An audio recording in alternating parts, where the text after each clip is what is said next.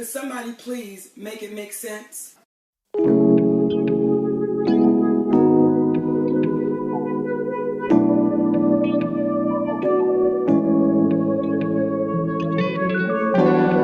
Hey everybody, welcome to A Pop of Culture. I am your host, the Esoteric and Facetious, and this is A Pop of Culture, where I speak on pop culture, social justice, and the human experience from a Black, bisexual, woman perspective. Everything, and I mean everything I say, should be taken with a grain of salt, as I'm simply a college student with access to a recording device and the internet. With that being said, should be your sole reason to critique my views unless it's truly relevant. If you disagree with anything I say, let's have a civil conversation in the comment section below.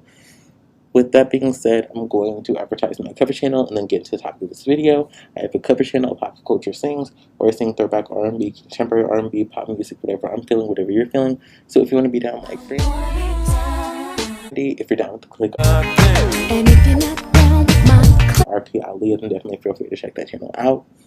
With that being said, today's video is going to be about why I feel BIGO is toxic. If you're not familiar, BIGO is a live streaming app where a lot of Black LGBT people have been able to build a following and amass a large amount of income for simply live streaming and receiving beans and other gifts from their followers. In fact, there are content creators on BIGO who allegedly are making upwards of $40,000 a month. So it seems to be a very lucrative platform for creators, especially creators who oftentimes are not promoted on other platforms. So what's the issue? Why do I feel it's toxic? The reason why I personally feel the Black LGBT community on BIGO is toxic is because there is this praise that comes when people say horrific things to other people, insults that are below the belt. There are several Black gay men and Black transgender women who are on BIGO who will expose and insult people because of their HIV positive status. They will insult the fact that certain people on the app have had children who have passed away, who have had parents who've passed away, who have health issues that they are not in control of or that they can't help having, like cancer. It's disgusting to me to see the things that these people say, and it's not just the things that they say, it's the things that they do. There's always a BIGO fight that's happening where somebody is meeting somebody to beat each other up, and the injuries from these incidents can be severe. My friend was telling me last night how somebody had broken into somebody else's apartment that was in a gated community and literally waited for them to come outside to beat them. And for what? All these people spend all their time live streaming on this app for money, and you would think that with these people all being people who have likely had similar experiences of being discriminated against because of their gender identity or their sexuality, you would think that these people would find some sort of kinship with one another, some type of a community with each other. That they would say, hey, you've been through this, I've been through this, people called me this when I was younger, they called you this when you were younger. Let's mobilize as a community, let's do some good together. But instead of good, all they can do is bring each other down. And it's so toxic and it's so depressing to see. Because that's my thing. When I look at this, I'm not a mental health professional, and I'm not going to do armchair psychology. That's not my style. But here's my thing. I'm one of those people where, like, if I see certain things, it indicates to me that somebody is not where they need to be mentally. And my thing is, if somebody is making fun of somebody for having an HIV positive status, if somebody is joking about the fact that somebody has a deceased child or that somebody lost somebody that they loved, something has to be wrong in their life. They have to be going through something, in my opinion, to go that low.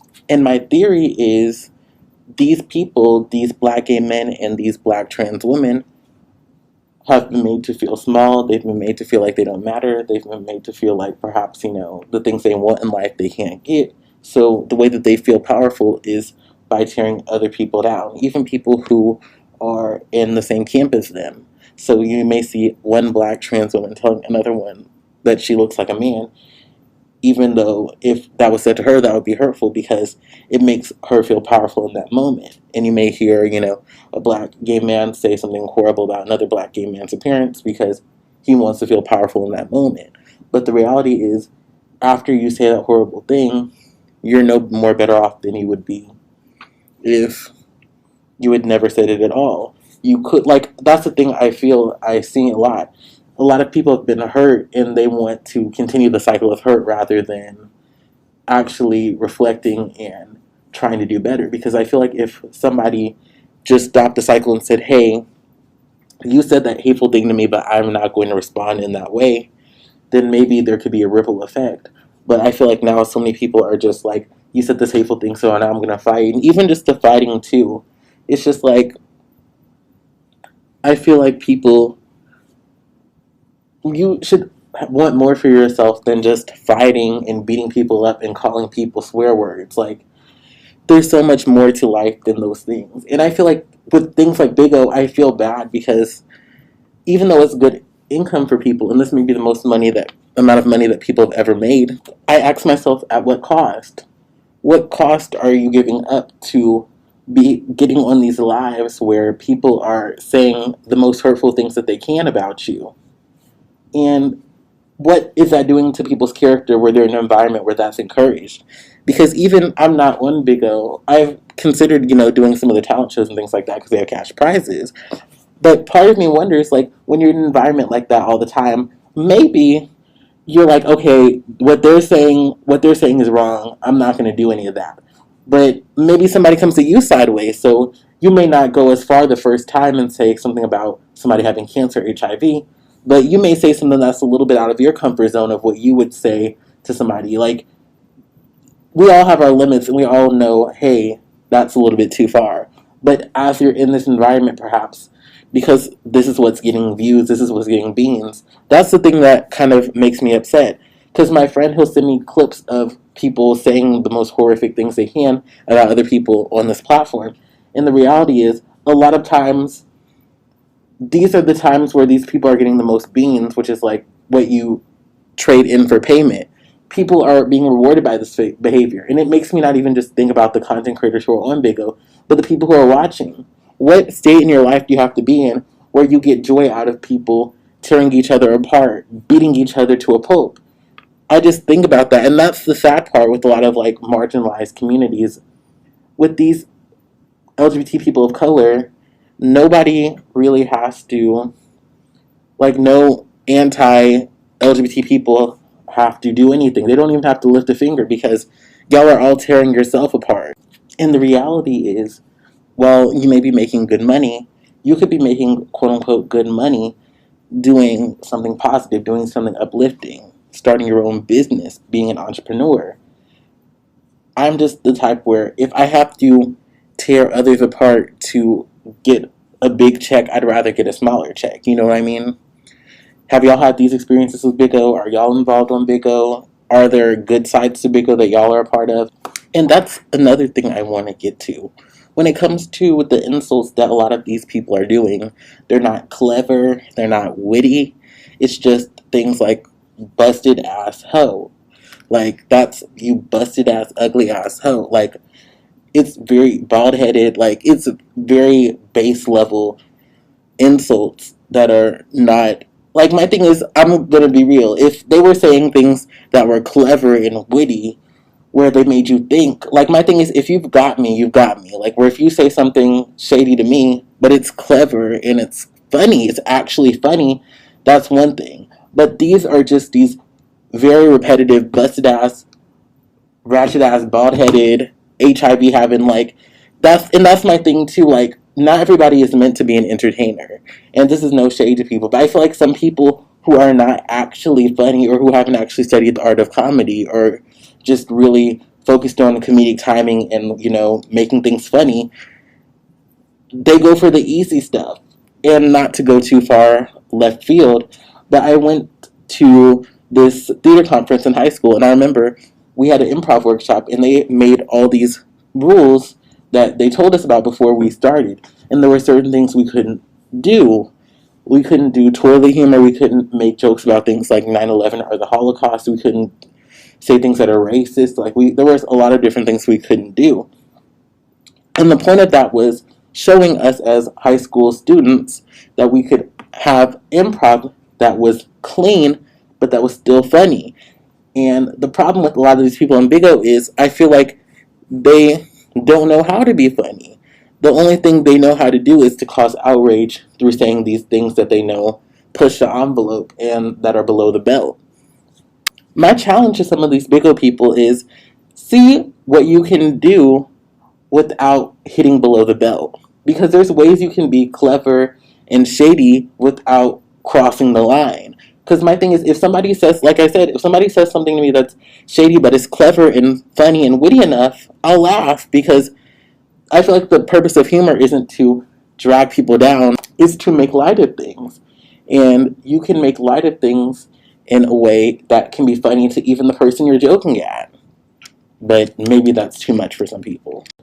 And lastly, one of the things I think is, it's not funny, it's kind of just ironic. But basically, all these people, they may be getting good checks from BIGO now, but if you look at any advertisement of BIGO, it is white people, lily white people. When you look at the platform, it's Black LGBT people, gay men and transgender women primarily, but also like Black straight people. So some of y'all are tearing each other apart and thinking that it's worth it for a check, but the reality is, I don't think that BIGO really wants Black people on there that much. So you may be getting a check now, but they're not promoting a lot of these Black LGBT people like that, because every advertisement I see is lily white people. So maybe you're here and you're getting a check for now, but give it 2 years and you're going to see some Charli D'Amelio people on there making money. And you will have torn apart other people who are in your camp, and for what? Because those checks, and a lot of these people who are getting these checks, they're living the lavish lifestyles. But you're going to have to spend all your money up, and Charli D'Amelio is going to get paid to be on there, and you're going to look like Boo Boo the Fool. So, what are y'all's thoughts? What are your experiences with BIGO? Should I get on BIGO? Let me know. Leave your thoughts below. Love y'all. Bye-bye. Share your thoughts below. Like this video if you like this video. If you made it to this point in the video, comment a thumbs up emoji below, or a still here if you are still here. Subscribe if you want to see more, and make sure to hit that bell so you're the first to know when I upload new content. I upload new content every week. And if you're enjoying yourself, and why wouldn't you be enjoying yourself? To the left, there's a playlist of all my video essay podcasts. I have 24 and counting. In the center is a button to subscribe if you just haven't had a chance to subscribe and you would like to. And to the right is a playlist of all of my covers and parodies. So if you are wanting to check those out, feel free to do so. And if you want to support me, if you want to support the show, first and foremost, a non-financial way you can support is just through sharing this video. I can make the thumbnails, I can, make the titles, I can do the tags and do keyword research. But one of the best ways that I can grow my brand is through y'all sharing this content with other people who like this type of content, because I nor you can control the algorithm, but I can control the quality of the content I make, and y'all can, if you enjoy the content, share with people who can like it, so that way, if y'all are feeling it, it's getting put out there, whether, the algorithm favors it or not. Somebody's gonna see it because you resonated with it and you resonated with me, and now you're sharing it with other people. So if that's a non-financial way you can support the channel, and if you do want to support this channel financially, my Cash App is linked in the description of this video. I'm trying to, upgrade my production quality and just, keep growing and expanding and, doing bigger and better. So if you want to help and support that vision, feel free to do so. All those who donate to the channel will be featured in the credits of all of my videos on both of my channels. Thanks so much for watching. Love you all. Bye-bye. See you next time.